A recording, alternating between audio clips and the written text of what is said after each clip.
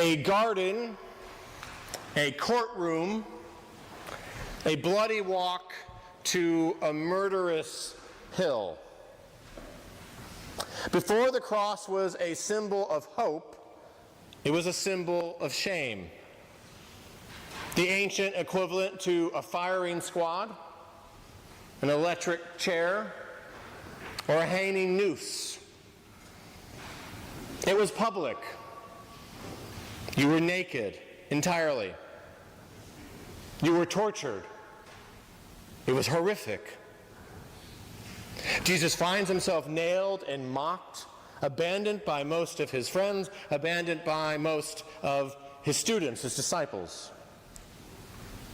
We find only John, the youngest of the 12, and Mary, his mother, at the cross. And while they are there, they can do nothing to stop what they are seeing taking place. And they must, as many human beings have done over the centuries, and as some of us have done, accompany the one they love through agony and pain, helpless to help, except by their loving presence. Philosophers' pens, musicians' scores, preachers' sermons, theologians' tomes, poets' verses have all pulled at the threads of sin, forgiveness, and the cross.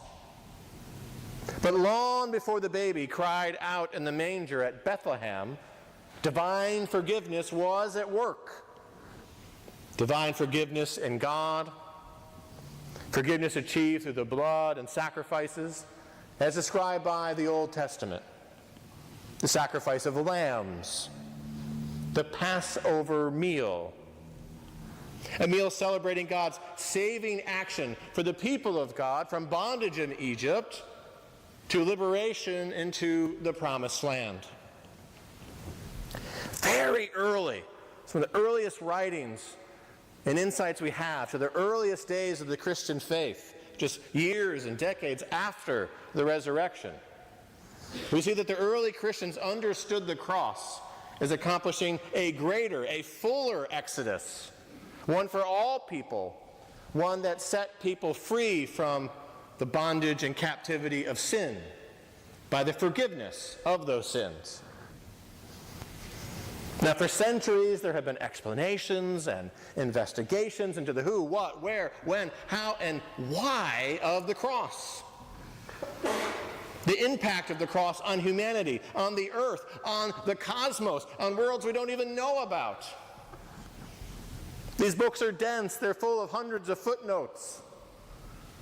Theologians have spent a lot of time pondering the cross, as have many regular people like ourselves. Why?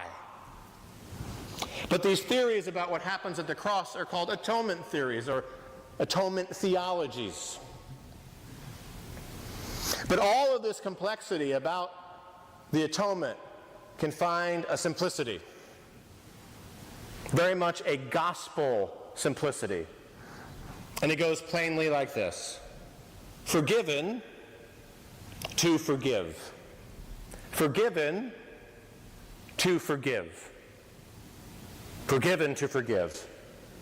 The Christian is supposed to be someone who has been forgiven. Someone who knows their imperfections deep down. Someone who knows their sin. Someone who knows their need for God.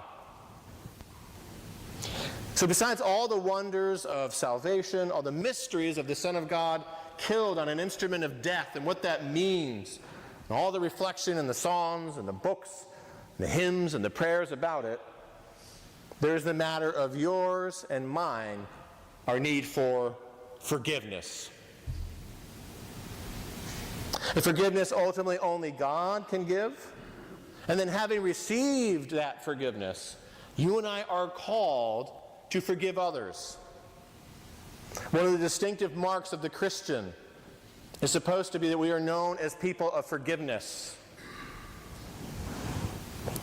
Now, sometimes there are very small and minor things that we can forgive without really any thought at all, and without really any recourse to our faith. But then there are things in our lives, or times in our lives, where to forgive anything, or to give something really hurtful, really painful, really horrendous, we can only even begin to think about forgiving that by the power of our faith, by the power of the Spirit working within us. This is part of the mystery that we receive on Good Friday, this power, this gift. The cross humbles as we contemplate it, and the cross forgives.